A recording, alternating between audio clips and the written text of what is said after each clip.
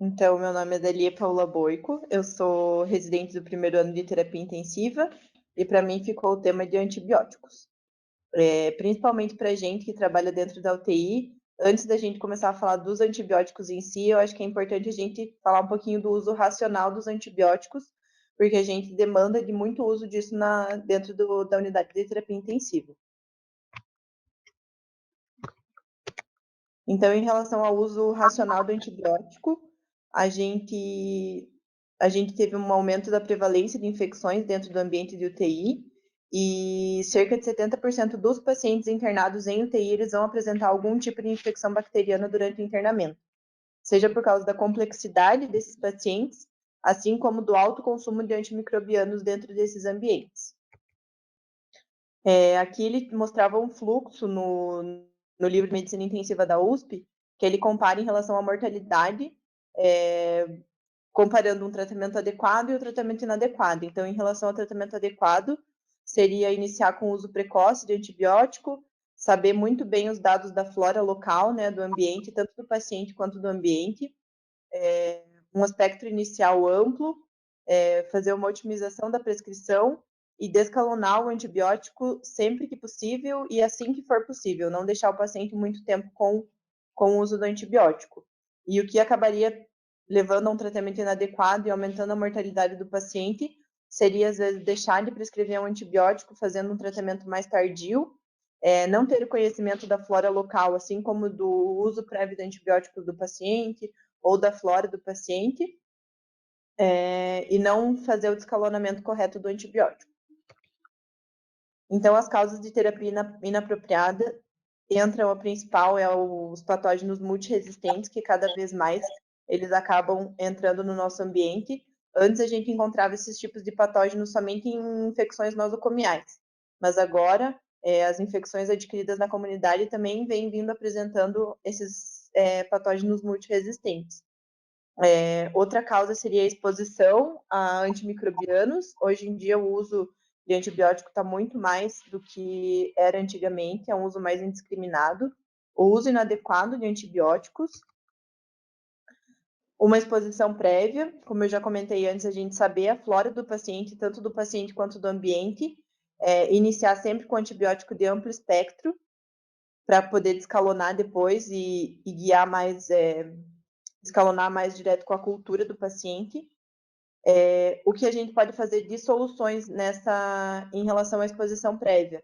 Ter a política de controle de antimicrobianos dentro do hospital, sempre entrar em contato com o pessoal da CCIH, que eles, melhor do que a gente, sabem qual que é o antibiótico mais prevalente dentro de cada ambiente hospitalar, que é diferente de cada instituição, de cada UTI, e o conhecimento das drogas que já foram utilizadas pelo paciente, se é um internamento recente, ou mesmo o paciente que já é um doente crônico de alguma doença de base e já fez uso de algum antibiótico previamente.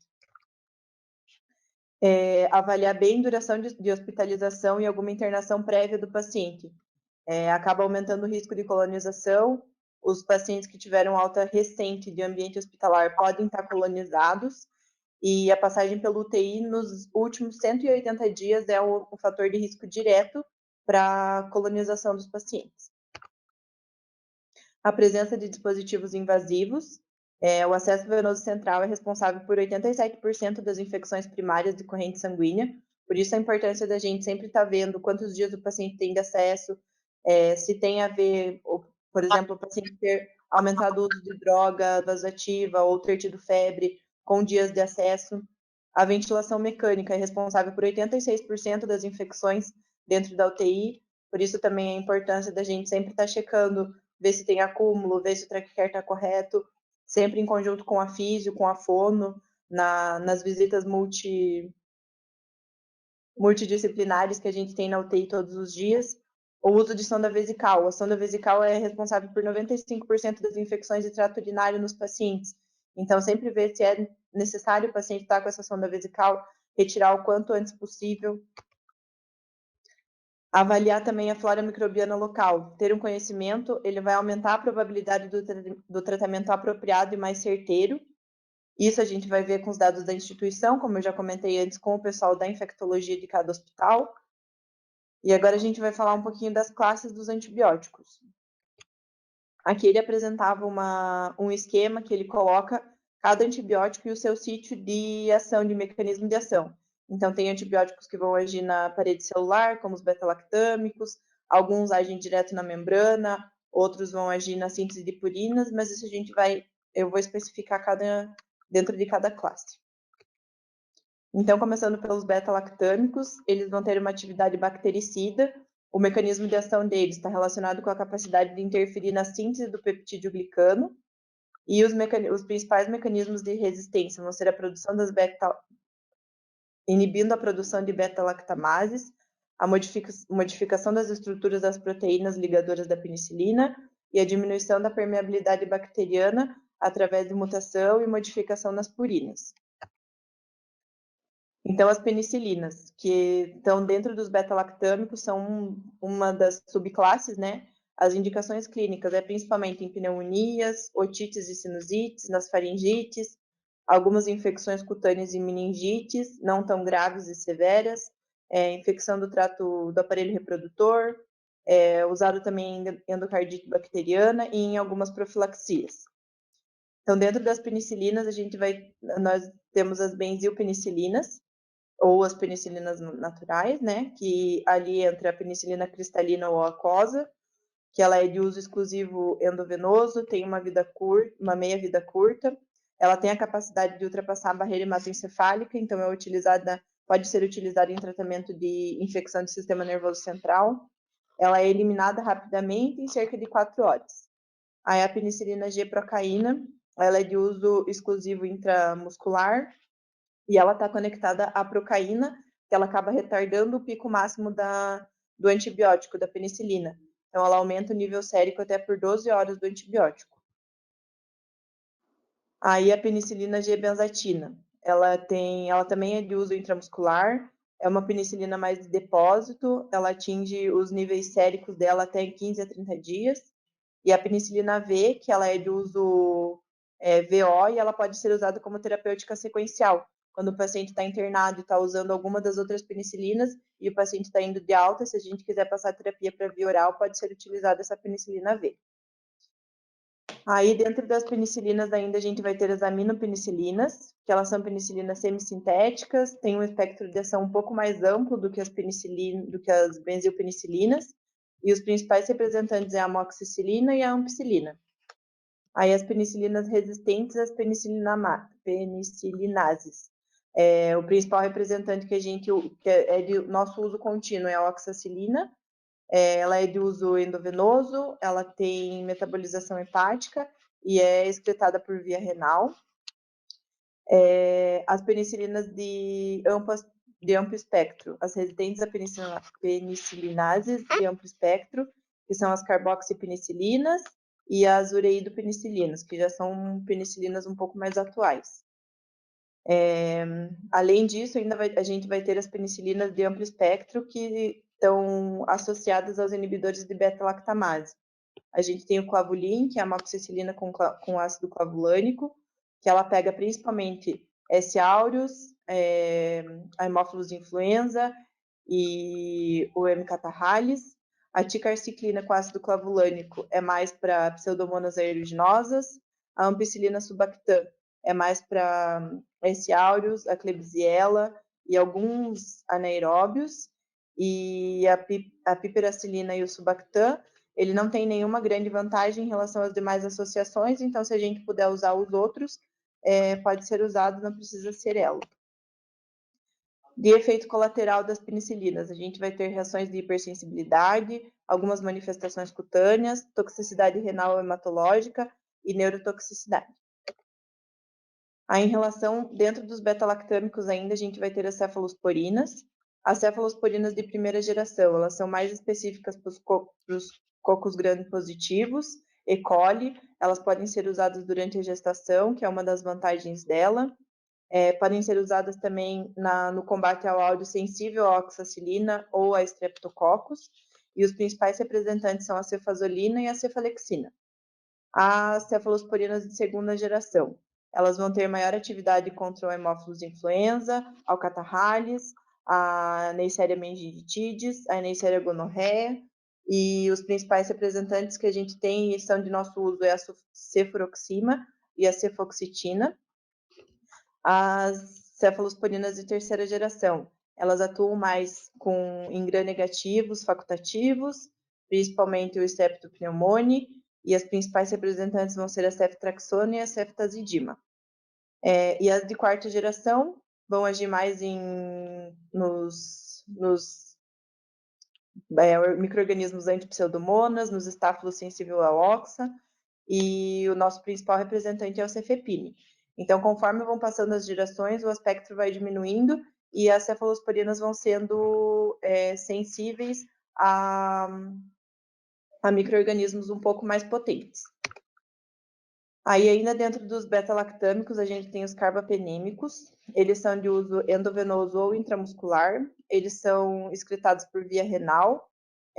A gente precisa utilizar eles, pode utilizar deles quando tem uma forte suspeita de uma microbiota ana e anaeróbia, micro-organismos multiresistentes, ou em pacientes graves que têm alguma infecção abdominal, de sistema nervoso central, de pele e partes moles, uma insuficiência do trato urinário ou alguma infecção ginecológica.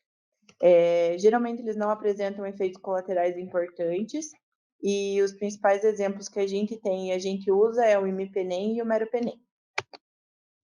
Aí os monobactãos também são de uso intramuscular e endovenoso, de indicação clínica, eles são mais específicos para enterobactérias, então a gente vai usar eles em infecção do trato urinário, bacteremias, infecções pélvicas, intraabdominais e até mesmo respiratórias. De efeito colateral, eles podem fazer reações locais e flebite, e como vantagem, eles não são nefro e nem ototóxicos, então eles podem ser utilizados no lugar daqueles antimicrobianos que causam nefro e ototoxicidade. Aí as quinolonas. As quinolonas, elas têm como mecanismo de ação a inibição da atividade da DNA girase ou da topoisomerase 2, e como mecanismo de resistência, elas têm alteração na enzima do DNA girase, onde a bactéria ela não vai sofrer ação do antimicrobiano como ela sofria antes. De indicação clínica, tratamento do trato geniturinário, trato gastrointestinal, trato respiratório, em osteomielites e micobactérias.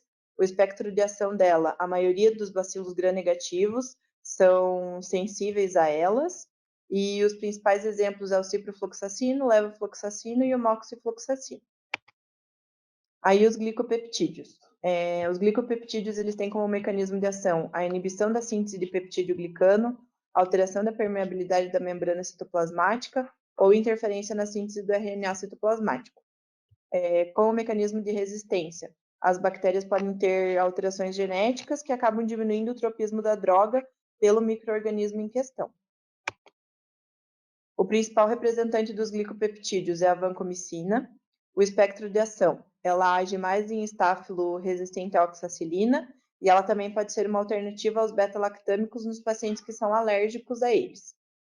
Como efeito colateral, ela pode causar febre, calafrio e flebite também. As oxazolidinonas, elas têm como mecanismo de ação uma inibição da síntese proteica e como mecanismo de resistência. São raros os micro-organismos que são resistentes a essa classe de antibiótico, mas quando ocorre, eles podem envolver alguma mutação de alguns genes específicos da bactéria. O principal representante é a linezolida. O espectro de ação, ela pega mais cocos gram-positivos, são usadas principalmente nos micro-organismos multiresistentes, estafilococcus resistentes à oxacilina ou enterococcus resistentes ao vanco. Os aminoglicosídeos, eles têm como mecanismo de ação a inibição da síntese proteica e a produção de proteínas defeituosas, e como mecanismo de resistência, eles podem ter alteração do sítio de ligação no ribossomo, alteração da permeabilidade da membrana e a modificação enzimática da droga. Alguns dos representantes. A streptomicina, ela é mais usada em Mycobacterium tuberculosis ou no bovis.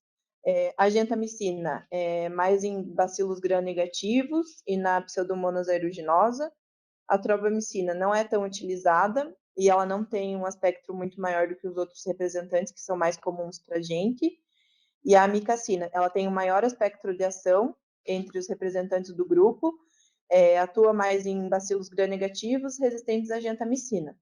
Como efeito colateral, elas têm tanto a nefro como a ototoxicidade, tanto que quando a gente faz uso da genta e da amicacina, tem a possibilidade da gente fazer a dosagem da gentacinemia e da amicacinemia para conseguir ajustar a dose de acordo com a função renal do paciente, e ela também pode causar paralisia neuromuscular.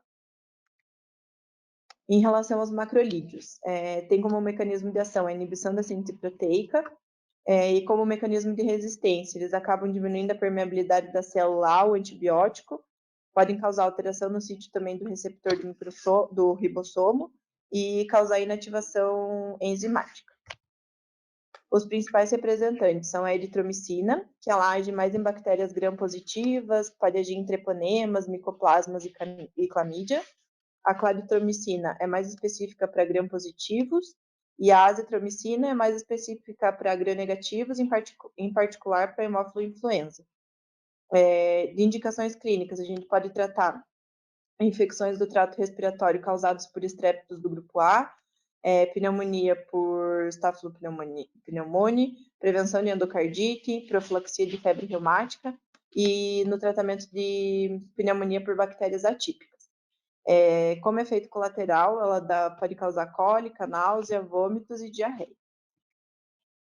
As lincosaminas, elas têm como mecanismo de ação a inibição da síntese proteica nos ribossomos e como mecanismo de resistência, elas causam alteração no sítio do receptor do ribossomo. O principal representante dessa classe é a clindamicina.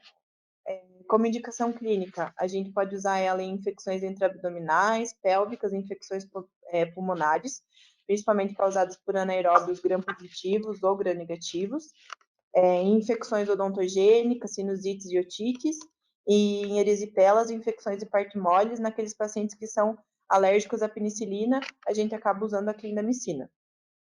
Ela também é usada em alguns hospitais como profilaxia em pós-operatório cirúrgico.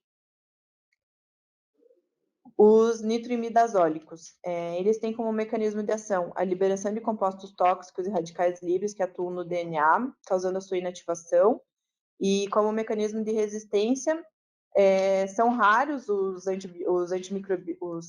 micróbios que são resistentes a essa classe, mas quando existe a resistência pode ser por uma diminuição na permeabilidade bacteriana.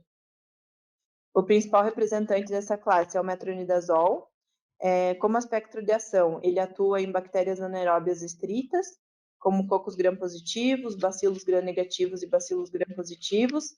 Pode ser usado também em tratamentos de protozoários, como amebíase, tricomoníase e a giardíase.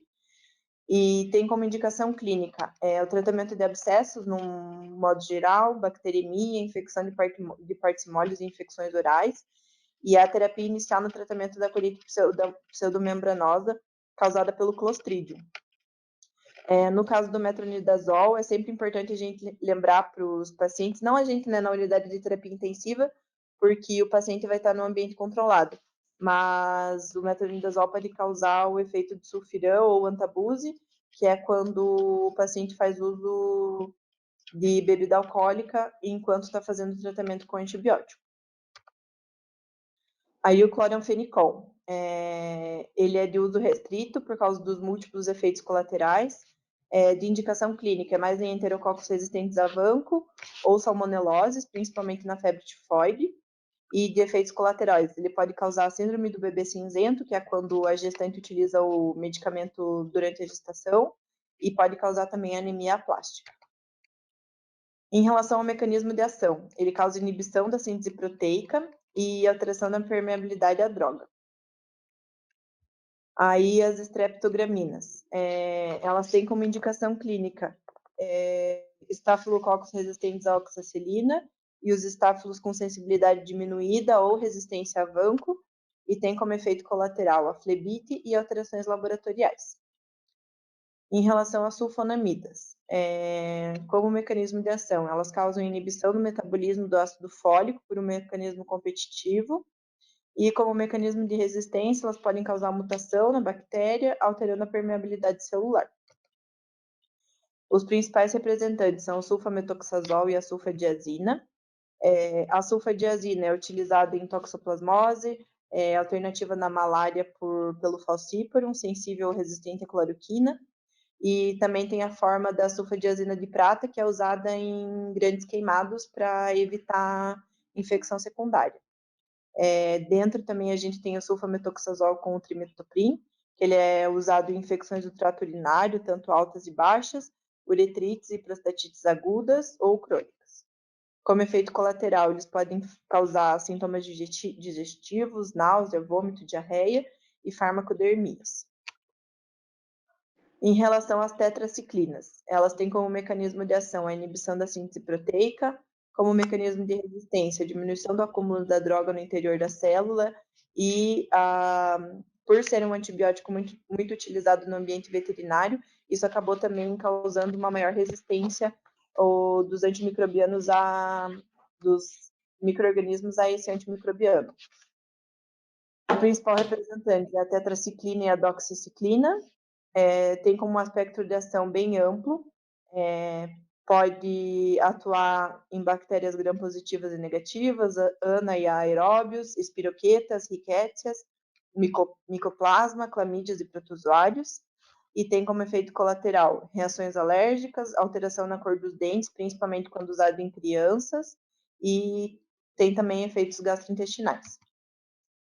Em relação aos novos antimicrobianos, os antimicrobianos mais recentes, a gente tem as glicilciclinas, que tem como mecanismo de ação a inibição da tradução proteica e como mecanismo de resistência. Ela não é afetada pelos mecanismos de resistência, então é um antibiótico bom. Tem como principal representante a tigeciclina, tem um espectro de ação cocos gram-positivos, bacilos gram-negativos, anaeróbicos de importância clínica, a Klebsiella pneumoniae e o acineto. Em relação às polimixinas, as polimixinas elas têm como mecanismo de ação a interação com a molécula do polissacarídeo da membrana externa das bactérias, retirando o cálcio e magnésio que são necessários para a estabilidade da molécula e do polissacarídeo. Então, acaba destruindo a bactéria. Elas têm como mecanismo de resistência a incapacidade da droga de penetrar na parede celular por alteração dessa parede. Como representantes, a gente tem a colistina, que é a polimixina E e a polimixina B. De indicação clínica, elas podem ser usadas em bacilos gram-negativos, como a pseudomonas aeruginosa e o acineto, enterobactérias, como a E. coli e a Klebsiella, bacilos não fermentadores e infecções graves causadas por bacilos gram-negativos multiresistentes. Elas têm como efeito colaterais mais frequentes a lesão renal, sendo causada pela necrose tubular aguda. Então, sempre que for demandar o uso dessa classe de antibióticos, a gente sempre tem que conferir pela primeira função renal do paciente e depois estar fazendo exames frequentes para ver se não está causando alguma lesão renal mais importante.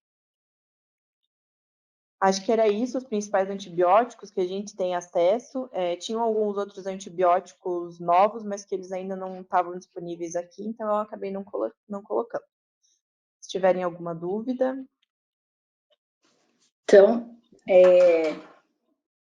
vamos conversar um pouco, é muito assunto, né? Acho que antibióticos são muitas classes e muitos antibióticos. Os novos a gente teria que abordar em uma aula à parte, porque com a KPC, NDM, MCR1 e outras bactérias, agora os acinetobacters que tomaram conta das UTIs do Brasil com a pandemia, a gente está com uma dificuldade enorme em tratamento dessas bactérias pan-resistentes aí. Então, quando a gente fala nos beta-lactâmicos, que você colocou lá, cefalosporinas, penicilinas, é só lembrar que a ticarcilina ela foi descontinuada já faz um tempo do mercado, então a gente acabou adotando, associada a beta-lactâmico, a gente acaba utilizando na prática a piperacilina tazobactam. Né? A maioria das UTIs acaba como primeira opção para as infecções, e seguida daí dos carbapenêmicos e tudo mais. Então, ela tem uma ação boa para pseudomonas, anaeróbio e alguns gram-positivos, e acaba utilizando mais na terapia intensiva e no ambiente hospitalar, né, o tazocin. E aí o que eu coloquei também, que quando você fala em cefalosporina de terceira geração, a ceftazidime e o ceftriaxone, eles têm espectros diferentes. Lembrando que a ceftazidime, ela cobre pseudomonas, enquanto que o ceftriaxone não tem cobertura para pseudomonas. São da mesma, ambas são de terceira, mas a cobertura para pseudomonas é dada só pela ceftazidime, que é o Fortas, que a gente chamava antigamente, né? E a cefepime, que é de quarta, já tem uma cobertura melhor para gram positivo e para pseudomonas. Tanto que, às vezes, em neutropênico febril, que a gente comentou na aula anterior, ela é uma das opções para ser dada, né, também para esses pacientes. Lembrando dos carbapenêmicos que você colocou ali, imipenem, meropenem, acho que eu não sei se tem alguma das UTIs que vocês trabalham, que o CEPED trabalha, que usa imipenem. Eu acho que a maioria acaba usando meropenem. Imipenem é uma droga que tem mais efeitos em sistema nervoso central, crises convulsivas e tudo mais. Então, acaba-se, na prática, utilizando mais o mero mesmo, sabe? Eles têm coberturas parecidas. O meropenem age um pouco melhor para pseudomonas. E tem mais um que não é muito novo já, mas é o chamado ertapenem. E ele tem sido usado para deshospitalizar o paciente, porque ele tem a vantagem de ser dose única diária. Então, o ertapenem para infecções urinárias por ISBL é uma excelente opção que a gente tem hoje. Ele não tem cobertura para pseudomonas e acineto, como tem os outros carbapenêmicos, quando é acineto sensível ao carbapenêmico, não aqueles resistentes, mas e para os ISBL também, as bactérias produtoras de ISBL, mas a grande vantagem de ser uma vez ao dia acaba tendo essa vantagem, essa deshospitalização precoce. Então, se faz a urocultura, aguardou, veio, confirmou que é um ISBL, manda para casa fazer uma vez ao dia em home care com ertapenem. A E. coli, Klebsiella, ISBL, os pacientes que têm tudo de repetição, é uma excelente droga para essa função. Tá? Só lembrando, então, que os carbapenêmicos, eles devem ser usados quando a gente tem suspeita de infecção por ISBL, principalmente em pacientes graves, né, que tem bacteremia e tudo mais, porque ele induz muito resistência. Então, se você usa muito tempo e não descalona, com certeza, ou muitos esquemas de carbapenêmico, o paciente no futuro vai ter colonização, infecção por bactéria produtora de carbapenemase, né, KPC, as KPC, seja a Klebsiella ou outras bactérias, então o carbapenêmico induz bastante resistência. E as quinolonas que você falou ali, a gente tem visto que nos últimos anos as indicações elas estão um pouco mais restritas. Saiu até pelo FDA uns anos atrás uma recomendação de rever o uso delas em algumas infecções de pele, partes moles, de vias aéreas superiores, então otite, sinusites. Quando você puder usar drogas mais seguras, como amoxiclavulanato ou outras, né? Porque os estudos mostraram que ela é uma droga com muito efeito colateral. Então, principalmente, às vezes, idoso, que é diabético, cardiopata, ela acaba induzindo arritmias, ela faz desglicemia, né? Então, o paciente que é diabético acaba descompensando, e também ela tem casos, não são poucos, até relatos de uso por poucos dias de ruptura de tendão de Aquiles pelas quinolonas. Então, elas têm uma toxicidade bastante elevada. No INCA, a gente, de vez em quando, interna paciente com quadro neurológico pelo uso de quinolona, então ele faz confusão mental, às vezes crise convulsiva, pelo uso de alguns dias de quinolona em casa. Então, em idoso, paciente neurológico, não é uma boa você usar quinolona empírico, assim, quando você tem outras opções mais seguras. Então, se você puder optar por outras drogas, né, nesses casos, o ideal é não utilizar. A oxazolidinona que você falou, né, que é a linezolide hoje, que a gente utiliza na prática diária, tem que lembrar da toxicidade medular dela, sempre acompanhar hemograma, né, e quando tiver com neutropenia, plaquetopenia menor que 50 mil, aí ela é contraindicada. Eu só estou lembrando isso porque em UTI a plaquetopenia é muito comum. Então, no dia a dia, a gente vê pós-paciente de cirurgia cardíaca, que anticoagula, e tudo mais, a gente sempre tem que ficar de olho quando o paciente está usando a linezolídica, às vezes você tem que substituir por outra droga mais segura nesse caso, né, que não induza a plaquetopenia. E ela, para usar a longo prazo, acaba não sendo muito segura também. Então, às vezes, a gente tem que ponderar quais são as...